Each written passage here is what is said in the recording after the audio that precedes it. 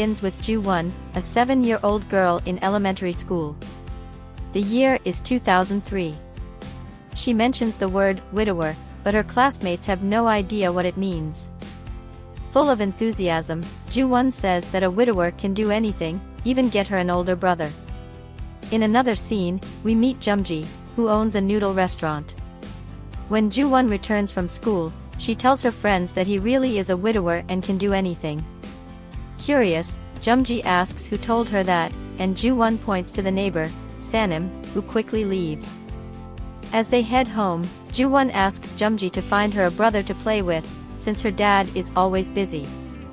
At that moment, a new family arrives at the building, and Ju-won gets excited to find out there's a little child named Sanha. Jumji makes a joke about the family living on the 3rd floor, which doesn't please the boy's mother. Later that night, the new neighbor and her husband have an argument. She believes Jumji was mocking the tragedy her family faced and starts causing a scene. The neighbors call the police because of the noise, and upon arrival, they discover they're at their sergeant's house. As they leave, one of the officers comments that the sergeant's family is going through hardships after the death of Sanha's sister. Jumji and Ju-won return home to find Sanha sitting on the stairs. They invite him to watch TV, but he declines, saying he needs to go back. Inside, Dae-wook, Sanha's father, explains that his mother isn't angry but very sad due to the mourning. The next day, Mrs. Sanim informs Jumji that Sanha's sister died while she was alone with the boy, blaming him for the tragedy.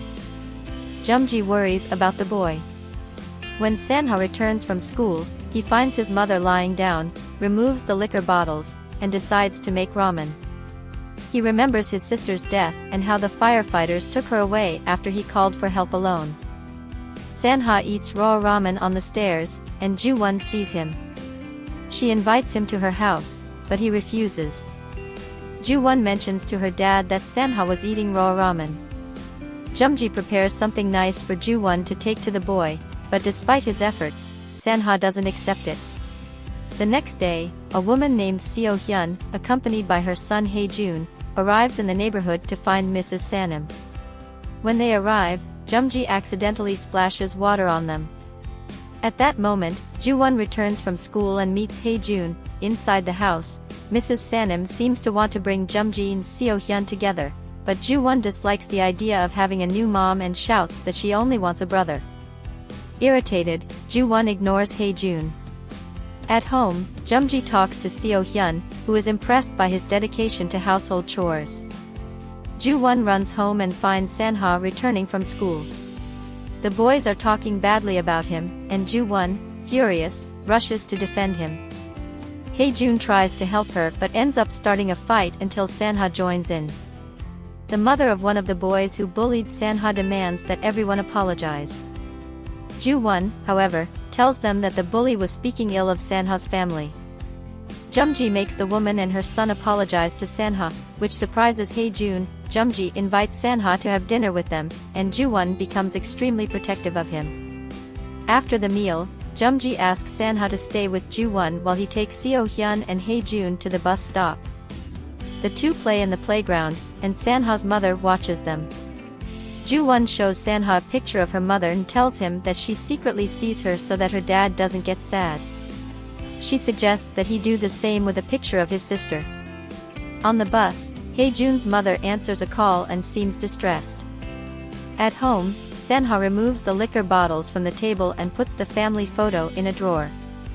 The next day, Mrs. Sanim tries to understand why the woman from the blind date hasn't contacted her and thinks she must be dealing with some serious problem.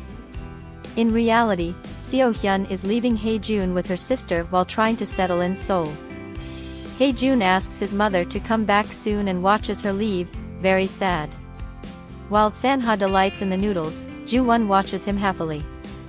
At that moment, Jumji receives a call from Hae-jun's mother asking for a loan, revealing that Hae-jun is living with his sister. Jumji visits the boy and realizes the terrible conditions he's living in, alone and preparing his own ramen. He offers Hae-jun the opportunity to stay at his house until his mother returns, and the boy is thrilled with the proposal. Sanha's mother finds the photo of his sister that he had hidden. When he returns from school, he tells Ju-won that his mother isn't angry but sad. When Dae-wook gets home, he finds his wife drunk. She has torn up the family photo, blaming Sanha for their daughter's death. She says she can't stand seeing her son laugh and play happily while she is suffering. Therefore, she decides to leave. Sanha comes in crying, apologizing, and promising that he won't eat or smile in front of the neighbors anymore. On the other hand, Hae-jun arrives at Jumji's house and says that he wishes Jumji could be his father. Jumji agrees to be a father figure while he's there. Ju-won hears this and doesn't accept the idea, getting upset and throwing herself on the floor while Hae-jun enjoys the food. Sanha sleeps crying, while Hae-jun is delighted with the idea of having a father and a home. The next day, Sanha tells Ju-won that he won't go to her house or the restaurant anymore. His mother is leaving with the bags. Ju-won asks if Sanha can stay at her house, and his mother coldly replies that he can stay with her. While Ju-won feels excited, Sanha is sad, crying for his mother. Months pass, and the children are getting closer. They become friends and brothers. Time goes by, and 10 years later, we see Jumji preparing breakfast. While Hae-jun does his morning run, Sanha immerses himself in his studies. Hae-jun returns bringing tofu and calls Sanha to come down for breakfast. They have become a family. Even Dae-wook helps with household expenses. Sanha is attentive to Ju-won. At the table during the meal, Ju-won suggests that they all sign an adoption contract to formalize the family on paper. She mentions that they need to have the same last name, as that way she will be able to survive.